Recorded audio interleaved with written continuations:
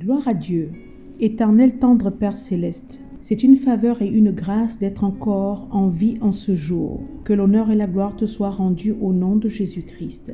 Merci pour ce moment d'édification autour de ta parole. Merci de venir encore nous conduire dans toute la vérité, éloignant la confusion et la distraction. Sois béni, Seigneur, au nom de Jésus-Christ. Amen.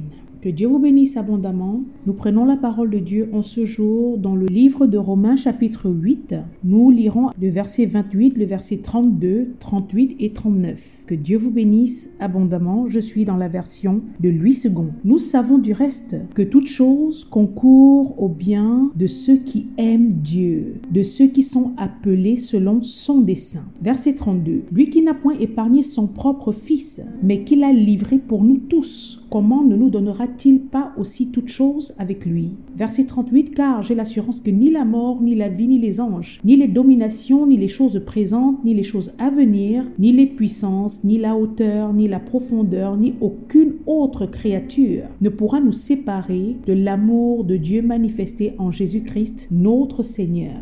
Gloire et honneur soient rendus à Dieu au nom de Jésus-Christ. Bien-aimés, voilà un passage très bien connu de la parole de Dieu. C'est un passage fréquemment cité, que ce soit dans nos prières ou dans nos prédications, et sur lequel, avec la grâce de Dieu, j'avais déjà enseigné, mais d'une autre manière cependant. Nous devons réaliser que la parole de Dieu est versatile et dans un même passage, Dieu est capable de nous enseigner de différentes manières, selon ce qu'il cherche à nous inculquer. Dans les versets à peine lus, comme nous le savons, c'est l'apôtre Paul qui parle.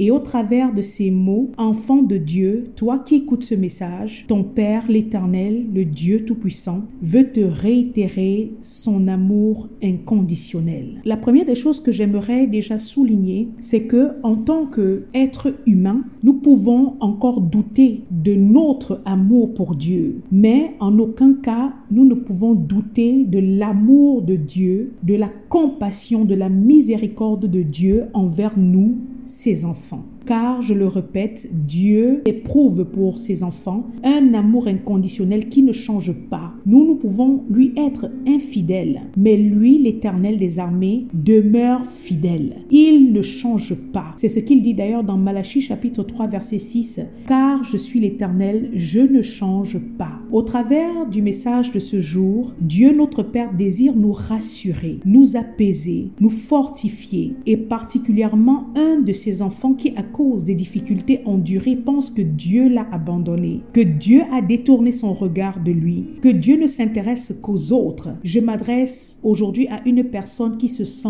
lésée, car en réalité, bon nombre de motifs peuvent parfois nous pousser à croire à l'abandon de Dieu. Et parmi ces motifs, il y a la souffrance, la maladie, la pauvreté et autres épreuves difficiles de la vie en général. Mais il y a également les mensonges de l'adversaire. Nous le savons tous que le diable ne loupe aucune occasion pour nous acculer de pensées négatives concernant non seulement l'existence, mais également l'amour de Dieu et la véracité de sa parole. Satan ne se contente pas seulement d'être l'auteur du mal qui nous arrive parfois, mais il attaque continuellement l'intelligence et la pensée, comme nous l'avons déjà enseigné à maintes reprises. Bien-aimé, dans les moments difficiles, Satan essaiera toujours de te convaincre que tu es seul et que tu es abandonné dans ton malheur, que Dieu ne t'aime pas et qu'il n'est pas préoccupé par ton sort, que si Dieu existait réellement, il écouterait tes prières et tu n'en serais pas au point où tu es. Ça, c'est ce qu'on appelle le doute dans l'épreuve. Et vous vous rappelez même concernant les disciples de Christ dans Marc 4, verset 38, comment les disciples dans la barque, pris de panique à cause des tourbillons et des flots qui commençaient à remplir la barque, ont réveillé le Seigneur Jésus-Christ en lui demandant d'un ton de reproche si leur sort ne lui importait guère, pour qu'ils soient en train de dormir pendant que eux ils sont en train de périr. Voilà encore une stratégie d'éloignement de Dieu, de la vérité que Satan utilise au travers du mensonge, au travers du doute.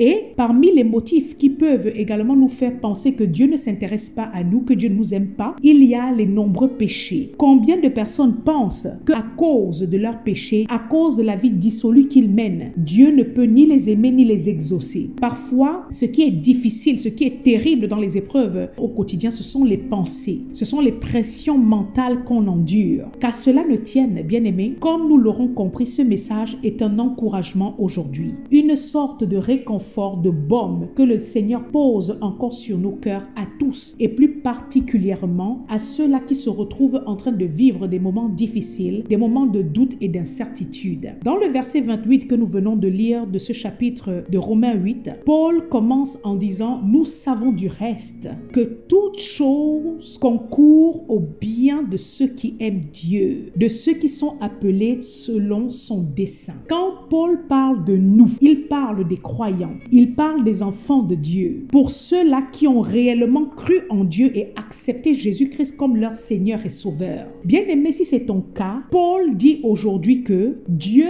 fait concourir, Dieu fait contribuer pour ton bien, pour ton avantage, pour toi qui l'aimes, toutes choses. Peut-être que quand tu souffres, cela te semble compliqué ou alors difficile de le croire. Mais, bien-aimé, fais confiance à Dieu qui est tout-puissant. Si ton cœur aime de manière authentique, de manière vraie le Seigneur, donc cela veut dire que tu mets en pratique ses commandements parce que c'est ça, aimer Dieu, c'est observer ses commandements. Cela veut dire que tu t'attends à lui. Alors sache que si tu es dans cette position, Dieu, ton Père, ne t'abandonnera pas, il ne t'oubliera jamais. Il le dit dans l'Ésaïe 49, verset 15. Une femme oublie-t-elle l'enfant qu'elle allait?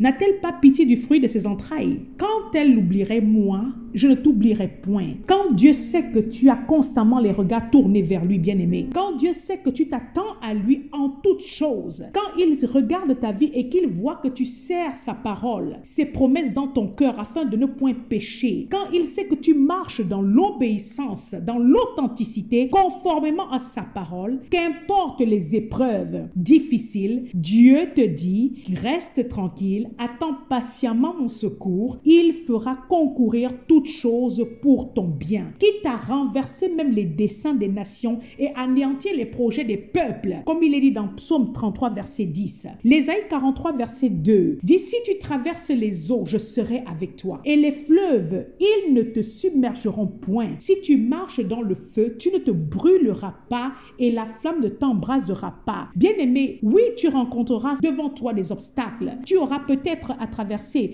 les eaux de la mer Rouge ou du Jourdain. Tu descendras sans doute dans des fournaises ardentes. Tu auras des moments d'épreuve où véritablement ce sera chaud. Mais quand Dieu, bien-aimé, est avec toi, il y aura toujours, même dans ces moments de difficulté, dans ces fournaises ardentes-là, la quatrième personne, comme c'était le cas pour Shadrach, Meshach et Abednego, pour neutraliser les flammes. Il sera toujours là pour écarter les eaux, pour que ton pied passe à sec. Tu rencontreras les obstacles, les montagnes, mais elles seront aplanies devant toi, car Dieu fera concourir toutes choses pour ton bien, car il t'aime et il désire que ta joie soit parfaite. Jean 15, verset 11. Jésus-Christ dit, je vous ai dit ces choses, afin que ma joie soit en vous et que votre joie soit parfaite, car la joie de l'Éternel est notre force, bien-aimés. Bien-aimés, en tant qu'enfants de Dieu, soyons conscients que Dieu nous aime et qu'il a constamment le regard posé sur nos vies. Plusieurs personnes pensent que accepter le Seigneur et vivre des moments difficiles, c'est quelque chose d'anormal. Au contraire, Jean 16, verset 33 nous dit, Dieu nous prépare au fait que nous aurons des tribulations dans ce monde, mais que Christ a vaincu le monde. Et puis, j'aimerais dire à quelqu'un qui m'écoute aujourd'hui, qui se plaint tout le temps des épreuves. Bien aimé, les épreuves sont formatrices. C'est dans l'épreuve qu'on apprend la fidélité, l'amour de Dieu. Les épreuves sont aussi là pour nous montrer la bonté, la souveraineté de notre Père. Car oui, Dieu est souverain. Cela veut dire qu'il est au-dessus de toutes choses. Il est tout puissant et c'est lui en toutes choses qui a le dernier mot. C'est dans les épreuves, bien aimés, que nous sommes appelés à grandir. Sinon, comment connaîtrons-nous par expérience qui est notre Père? Comment tu sauras qu'il est le Jéhovah Jireh, que c'est le Dieu qui pourvoit si tu n'as jamais été dans un manque et que Dieu a pourvu pour tes besoins? Comment connaîtras-tu qu'il est le Jéhovah Rophe Karafa, celui qui te libère, qui te guérit de tous tes maux, si tu n'as jamais été de manière miraculeuse rétabli d'une maladie?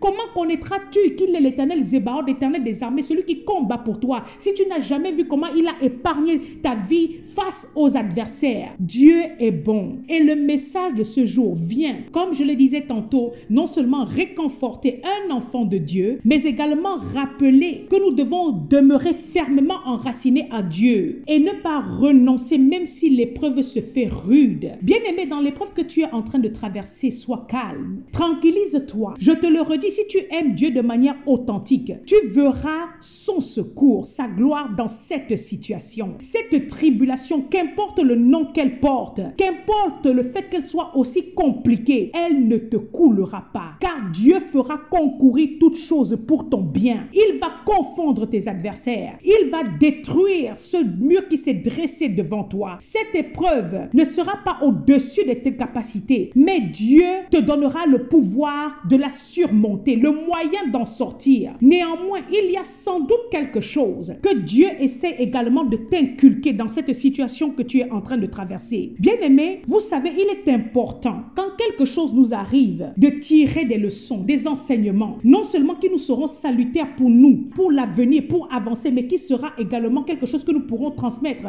et enseigner par expérience à notre entourage. Voilà pourquoi il faudrait avoir la capacité à un moment donné, dans l'épreuve, de détourner le regard de l'affliction et le poser sur la parole de Dieu, sur les promesses, et comme ça pour pouvoir entendre ce que Dieu a à nous dire. Parce que Dieu essaie de nous instruire, de nous conseiller, de nous montrer la voie que nous devons suivre. Il désire parler à nos cœurs, dans le désert dans lequel parfois nous traversons. Bien-aimé, l'amour de Dieu, je reviens encore là-dessus, est un amour inconditionnel. Et cela, Paul, malgré son lot de tribulations, pouvait l'affirmer, car il en était convaincu. C'était une conviction ferme. Et si nous lisons tout le chapitre, nous verrons à un moment donné que Paul va citer les tribulations physiques comme les tribulations spirituelles, et il arrive à conclure que rien ne peut le séparer de l'amour de Dieu. Dieu a avec chacun de ses enfants un lien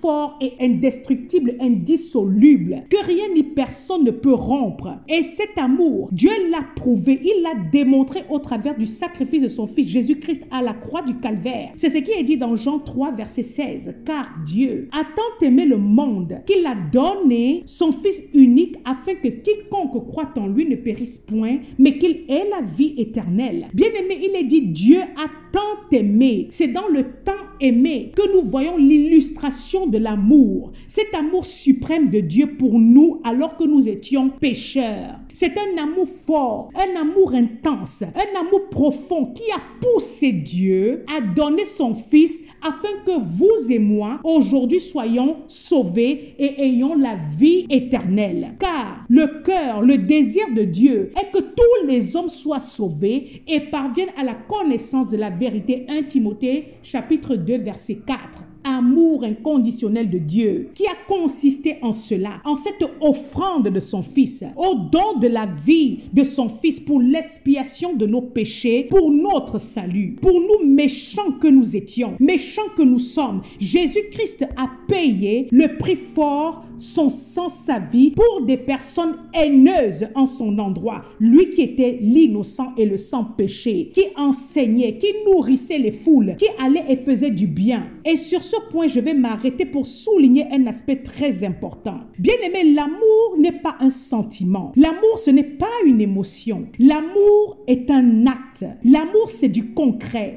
1 Jean 3, verset 18 dit quoi? Petit enfant, n'aime pas en parole et avec la langue, mais en action et en vérité. Car plus que les mots, plus que les belles paroles enrobées de miel, l'amour doit être accompagné de gestes. Et c'est cela qui vient concrétiser, authentifier que tu aimes réellement, que tu aimes vraiment. C'est de ça qu'il s'agit, bien-aimé. Dieu a tant aimé le monde qu'il a donné. Aimer, c'est donner. Un enfant de Dieu ne doit pas être avare. Je suis désolé, bien-aimé. Un enfant de Dieu ne doit pas être chiche, égocentrique, égoïste, centré sur ses intérêts propres. Matthieu 20, verset 28 nous enseigne que même le Fils de l'homme, en la personne de Jésus-Christ, est venu non pour être servi, mais pour servir et donner sa vie comme rançon de plusieurs. Même en cela, nous devons suivre l'exemple du maître. Ce n'est pas parce que certains charlatans portant le nom aujourd'hui de serviteurs de Dieu ont perverti cette vérité dans le but d'escroquer de l'argent à leurs brebis qu'il faut mettre de côté ce principe biblique. Quand tu donnes, tu reçois. Le véritable enfant de Dieu n'a pas besoin qu'on le pousse, qu'on l'exhorte de midi à 14h pour bénir, pour donner. Mais spontanément, il le fait car le Saint-Esprit en toi t'enseigne également ces choses. À plus forte raison quand tu es béni quelque part. toi aussi fais le bien en retour. Je le dis comme ça parce qu'il y a ceux qui ne savent que prendre et encore prendre, sans en retour se préoccuper de l'autre, sans en retour regarder au bien de l'autre. Non, bien-aimé, c'est un principe de la parole établi. Il y a plus de bonheur à donner qu'à recevoir. Actes chapitre 20, verset 35. Parfois, nous usons de dureté, voire même de méchanceté envers ceux qui nous font du bien, qui ont envers nous de la bienveillance, envers ceux qui prient pour nous, envers ceux qui nous soutiennent spirituellement. Mais on désire vivre cependant la pleine bénédiction et les grâces de Dieu dans nos vies. Bien-aimé, l'arroseur se retrouve toujours arrosé. Bénir les autres, c'est ouvrir toi-même les portes. C'est favoriser toi-même aussi ta bénédiction. La bénédiction dans ta propre vie et celle de tes enfants. Apprends à servir Dieu. Toi qui écoutes ce message, aussi avec tes finances, ton matériel. La parole nous dit que Dieu a prouvé son amour envers nous en donnant son Fils pour nous. Et Paul ira même plus loin. Dans le verset 32 de ce chapitre 8 de Romains que nous venons de lire, il dit, lui qui n'a point épargné son propre Fils, mais qui l'a livré pour nous tous, comment ne nous donnera-t-il pas aussi toutes choses avec lui? La parole te dit, il n'a point épargné son propre Fils. Ça veut dire qu'il n'a pas ménagé Jésus-Christ, bien-aimé. Jésus-Christ a même demandé dans Luc 22, verset 42, à son Père, pendant qu'il agonisait, s'il était possible d'éloigner de lui cette coupe, cette épreuve difficile. Et après, il a dit, non pas ma volonté, mais la tienne. Jésus-Christ a subi le calvaire, bien-aimé. Quand je parle de calvaire, je parle d'humiliation, de mépris, de rejet, de fausses accusations, les injustices. Il a connu la trahison, la flagellation, la douleur. Son corps a été meurtri, les crachats en plein visage, les offenses avec beaucoup d'insultes. Il a connu la haine, la crucifixion, il l'a agonisé, il est mort. Il n'a pas été épargné dans la souffrance. Tout cela pour nous sauver. Comment pourrions-nous douter de cet amour inconditionnel de la part de Dieu? Dites-moi quel parent serait prêt à livrer un de ses enfants pour des personnes pareilles? Alors, bien-aimé, quand Satan, au cœur d'une épreuve, vient à chaque fois te convaincre que Dieu ne t'aime pas, que Dieu ne s'intéresse pas à ta vie, mais qu'il s'est choisi ses enfants, en cela que tu estimes être riche, être détenteur de nombreux biens matériels, réponds-lui que l'amour de Dieu ne se mesure pas en fonction du matériel, des richesses et autres, car tout ceci ne sont que des critères humains et physiques. Mais l'amour de Dieu se voit au travers du sacrifice de Christ, au travers du don, au travers de ce que Dieu a donné, de sacrifice de Christ à la croix, qui aujourd'hui nous confère le salut, la vie éternelle, la position d'enfant de Dieu, de sacerdoce royal, de race élue, de nation sainte, assis à la droite de Dieu, la position d'autorité et de puissance, qui nous donne libre accès aux privilèges qu'humainement personne ne pouvait atteindre. Et c'est ça qui nous remplit de puissance. Christ, l'espérance de la gloire en nous. C'est ce qui nous permet de nous en sortir dans toute situation toujours plus que vainqueurs. Car Dieu ton Père fait concourir toutes choses pour ton bien. Que Dieu vous bénisse. Amen.